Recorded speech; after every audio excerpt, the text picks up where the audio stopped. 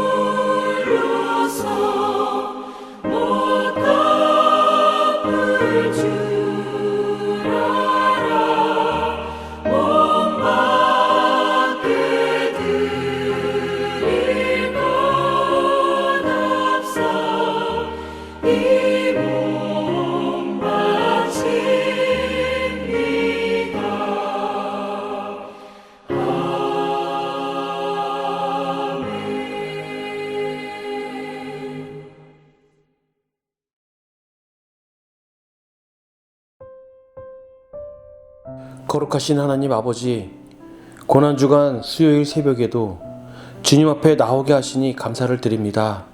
주님, 오늘 말씀을 통해 배반의 밤에도 흔들리지 않으셨던 예수님의 사랑을 보게 하시니 감사를 드립니다. 그러나 동시에 우리 안에도 주님보다 내 생각과 내 이익과 내 감정이 앞섰던 작은 배반과 작은 타협이 있었음을 고백합니다. 주님, 우리를 불쌍히 여겨 주시옵소서. 예수님의 곁에 가까이 있었지만 마음은 멀어졌던 유다의 모습이 우리 안에도 있지 않도록 늘 깨어있게 하여 주시옵소서. 기도보다 분주함을 앞세우게 하지 않게 하시고 순종보다 계산을 붙들지 않게 하시며 사랑보다 상처를 더 붙드는 어리석음에서 우리를 건져 주시옵소서. 이번 고난주간 동안 우리의 마음을 더 정직하게 하시고 회개할 것은 회개하게 하시며 주님 앞에 다시 신실한 제자로 서게 하여 주시옵소서. 혹시 사람의 배반과 상처로 인해 무너졌던 심령이 있다면 주님께서 친히 위로하여 주시고 배반의 아픔을 하시는 예수님의 손으로 만져 주시옵소서. 우리 교회와 가정과 자녀들 위에도 주님의 은혜를 더하여 주시고 끝까지 믿음을 지키는 공동체가 되게 하여 주시옵소서. 이 시간 말씀을 듣는 모든 심령 위에 성령의 깨우심과 회복의 은혜를 허락하여 주시고 우리를 위해 십자가의 길을 걸어가신 예수 그리스도 이름으로 기도드립니다. 아멘.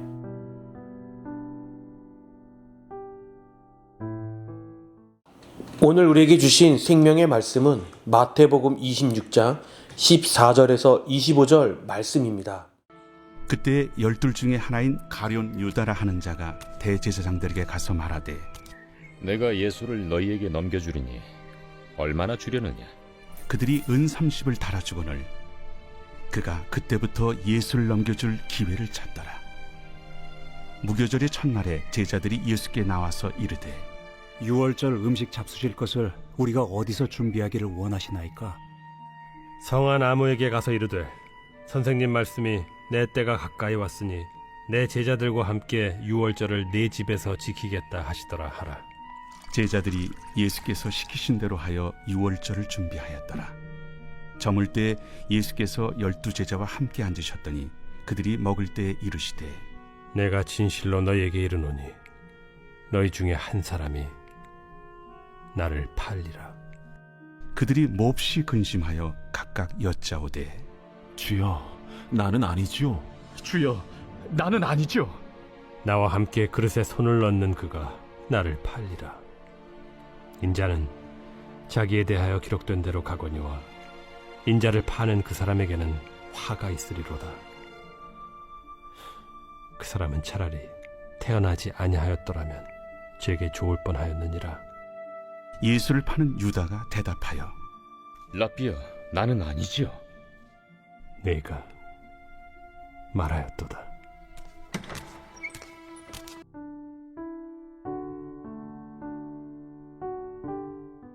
사랑하는 성도 여러분, 고난주간 수요일 새벽입니다. 이렇게 고난주간이 깊어질수록 예수님의 십자가에 점점 더 가까워지고 있음을 느낄 수가 있는데요. 그리고 오늘 우리는 또 십자가 그 길 위에서 가장 마음 아픈 장면 하나를 오늘 본문을 통해서 만나게 되는데 바로 배반의 장면입니다. 오늘 보면은 가룟 유다가 예수님을 팔기로 결심하고 은 30에 예수님을 넘기기로 한 사건이 기록되어 있습니다. 복음서 전체를 읽어보면 이 장면은 단순히 한 제자의 어떤 실패로만 읽을 수 없는 매우 영적인 그 의미를 가지고 있다라는 거죠. 왜냐하면 예수님을 십자가를 향하게 한 고난이 바로 로마 군대 그 군병들의 그 폭력만 때문이 아니라고 대제사장들의 그 미움에서도 아니었기 때문이라는 거죠. 그 고난의 한가운데는 가까운 자의 어떤 배반이 있었습니다. 사람에게 가장 깊은 상처를 주는 것은 여러분, 그가 멀리 있는 원수보다 가까이에 있는 사람들의 그 배신일 때가 많다라는 거예요. 그래서 우리가 농담으로 이런 말을 하죠. 우리의 적은 가까이에 있다. 모르는 사람의 등을 돌리는 것보다 믿었던 사람의 그 등을 돌릴 때가 더 마음이 아프다라는 거야. 배신감이 더 크다라는 거죠. 함께 걸어온 사람들이 돌아설 때 그 무서움, 그 무서움으로 인해 우리들은 많이 무너질 때가 너무 많다라는 거죠. 예수님도 바로 그 아픔을 여러분 통과하셨다라는 거예요. 그러므로 오늘 우리 이 말씀은 단순히 유다가 나쁜 사람이구나 라로 끝나서는 그런 말씀이 아니라 예수님께서 얼마나 깊은 인간의 그 아픔까지도 직접 겪으셨을지를 보여주는 말씀이라는 거예요. 그리고 동시에 이 말씀은 우리에게 아주 정직한 질문을 던집니다. 너는 정말 끝까지 주님 편에 설 수 있는가라는 거예요. 또 내 안에서도 주님을 뒤로 미루는 배반의 그 마음이 있지 않는가. 우리는 늘 세상에 나아갔을 때 그런 타협의 자세를 보일 때가 많잖아요. 나는 끝까지 주님을 믿겠습니다라고 하지만 어느 한순간에 어떤 어려움 속에 우리가 닥쳤을 때 과연 우리가 주님의 편에 설 수 있는가? 아니면 그 주님을 뒤로 미루는 어떤 그 배반의 그 마음을 가지고 우리가 행동하지 않았는가라는 그러한 마음을 가지고 있지 않았는지 스스로 우리는 한번 질문을 던져볼 필요가 있다라는 거예요. 오늘 이 새벽 우리는 이 질문 앞에 여러분 겸손하게 서야 합니다. 왜냐하면 배반은 여러분 멀리 오지 않고 가까운 자리에서 시작될 때가 많다라는 거죠. 오늘 본문 14절은 이렇게 시작합니다. 그때 12 중에 하나인 가룟 유다라고 하는 자가 대제사장들에게 가서라고 말합니다. 사실 이 한 문장은 정말 마음이 아픕니다. 12 중에 하나. 이 표현이 여러분 참 중요한데 유다는 군중 중 한 사람이 아니었어요. 또 저 멀리서 예수님을 바라보며 비난했던 사람도 아니었다라는 거죠. 그는 12 중에 그 제자 중 한 명이었던 거죠. 즉 다시 말씀드리면 가장 가까운 자리에 있었던 사람이라는 거예요. 예수님의 말씀을 가장 가까이 들었고 또 그 기적을 가장 가까이서 보았다라는 거죠. 그뿐만 아니죠, 여러분. 함께 먹고 함께 자라고 또 함께 길을 걸었던 사람입니다.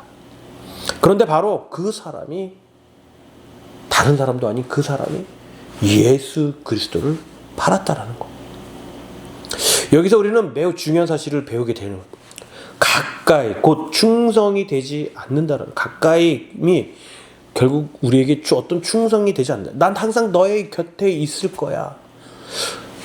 너가 나를 믿는다 할지라도 나는 너가 나를 믿지 않는다 할지라도 나는 너를 믿으며 가까이 할 거야라고 이렇게 말했을 때 우리는 늘 그러죠.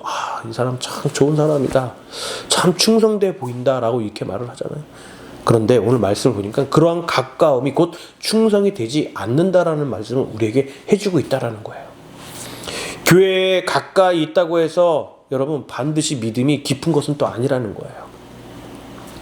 예배 자리에 오래 머물러 있다라고 해서 반드시 순종하는 것이 아니라는 거죠. 또 말씀을 많이 듣는다고 해서 반드시 주님을 사랑하는 것 또한 아니라는 겁니다. 가까이 있지만 마음은 멀어져 있다라는 거. 입술로는 주님이라고 말하지만 실제로는 다른 것을 더 사랑할 수 있다라는 겁니다. 우리는 이 점을 명심해야 한다라는 거예요. 유다는 예수님 곁에 있었지만 예수님을 진심으로 따르기보다는 여러분 점점 자기의 어떤 계산과 자기의 기대 속에서 머물렀습니다. 예수님을 사랑하기보다는 예수님을 자기 방식대로 기대는 존재로 바꾸어 버렸다라는 거죠. 그리고 결국 예수님이 자기 기대와 맞지 않자 예수님을 버리는 쪽으로 기울게 됩니다. 여러분, 이 모습이 비단 유다만의 모습일까요? 유다만의 이야기일까요? 아니라는 겁니다. 우리도 신앙생활을 하면서 예수님을 사랑한다기보다도 예수님을 내 인생의 어떤 필요한 도움 정도로만 생각할 때가 굉장히 많다라는 거예요. 어떤 우리의 인생의 내비게이션 같은 그러한 그 도움을 그런 도움 정도로 생각한다라는 거죠.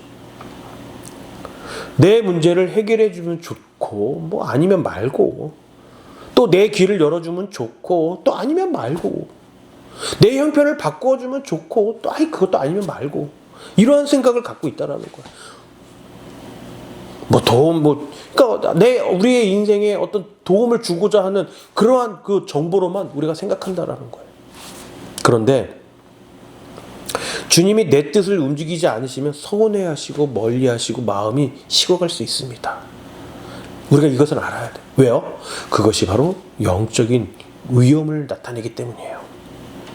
예수님은 이용의 대상이 아니라 순종과 사랑의 주님이시라는 것을 우리는 잊지 말아야 한다는 거죠. 그래서 배반은 어느 날 갑자기 생기지 않고 작은 틈에서 시작된다는 겁니다. 유다가 어느 날 아침 갑자기 그래 오늘은 예수님을 팔아야겠다 하고 결정한 것이 아니라는 거예요. 배반은 보통 갑자기 터져 나오지만 그 뿌리는 오래전부터 자라온 경우가 많다라는 거죠. 어떤 경우요? 작은 탐심, 작은 욕망, 작은 실망, 그리고 작은 불순종, 또 작은 자기중심적, 또 작은 영적 무감각이 쌓이고 쌓여서 그것이 나중엔 큰 무너짐으로 이어진다는 거예요. 바로 유다도 그랬다라는 거예요, 여러분. 요한복음을 보면 유다는 돈꾀를 맡았고 또 거기서 돈을 훔치기도 했다라고 기록되어 있습니다. 겉으로는 제자였지만 그 안에서는 이미 다른 것이 자라고 있었던 거예요. 내가 예수님을 이만큼 따라가고 이만큼을 믿고 했는데 나에게 돌아오는 것은 무엇일까? 어떤 서운함이 있었던 거예요.